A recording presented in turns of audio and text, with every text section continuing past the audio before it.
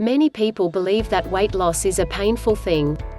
To shift those stubborn pounds you must go hungry all the time. Many are afraid to even set a weight loss goal because they can't stand the thought of going hungry and the frustrations that it brings. For a lot of people it's just better to be overweight than to suffer hunger pangs. Well, who can blame them? If the only way to lose weight or stay slim was to go hungry all the time, very few people would be at their ideal weight and the vast majority of the planet would be extremely overweight. It isn't necessary. Our body is a marvelous device. It is truly amazing. Its natural rhythm and internal workings tell us when we are hungry. It has a self-protection mechanism that lets you know when you need to stock up on fuel.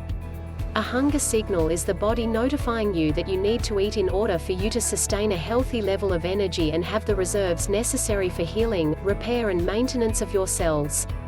Serious hungry pangs are a strong self-preservation signal from the body that it is in danger and needs food immediately to restore its balance. These signals should not be ignored. Your body has no idea that food is in plentiful supply and that it is one of the cheapest commodities of the 21st century. Your body is acting the same way your ancient ancestors' bodies worked. The general design of the human body hasn't changed one bit since then. When your ancient ancestors were living in caves, they relied on their ability to hunt for food to feed themselves. Sometimes they would go days or weeks without a kill and the body would send them warning signals that they were in serious danger. When they did eat, the body immediately, being still in self-preservation mode, stored as much of the energy as it could in reserve as fat. Your body works in exactly the same way today. Starving yourself just doesn't work. It goes against nature to think that you can starve yourself and lose weight. Of course you can get the exception when people just don't take in anywhere near enough food to sustain themselves, but we all the effects of this kind of dieting. So, we know that starvation diets don't work and you don't want to spend 2 hours a day in the gym. How do we lose weight then? Well, the good news is you do not have to go hungry to lose weight. Nor do you need excessive amounts of exercise. The truth is, eating regular nutritional meals and allowing your body to fill itself to satisfaction is the key to reaching and maintaining a healthy, slim body. By not allowing yourself to go hungry, you will in fact avoid overeating, which is the very thing that usually happens when you break a starvation diet.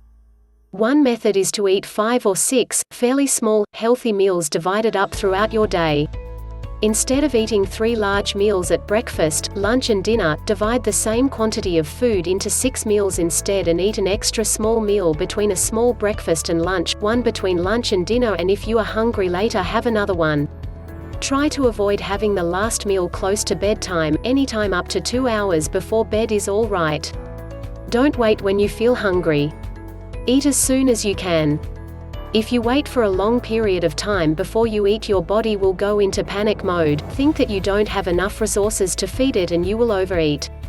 Therefore, eating frequent yet smaller meals will help to keep your body satisfied and you will be less likely to overindulge. Do not miss a meal in the hope that it will help burn some extra calories.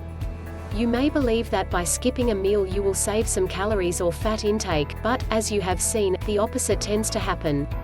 In addition, if you go for a long period without a meal, you are much more likely to overindulge when you get fed up and can't take the starvation anymore. Did you also realize that by skipping meals you are actually slowing down your metabolism? Because your body thinks there is a food shortage, it not only stores extra fat but it also slows down the amount of fat it burns. The body's natural survival instinct is triggered, you put on extra weight and burn fewer calories and fat. As the body burns fat to convert into energy, you will find that you become lethargic and tired.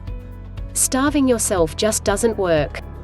In addition to eating smaller, more frequent meals, you should also teach yourself to eat slower. Place your knife and fork down between every bite and chew for a few seconds longer than normal.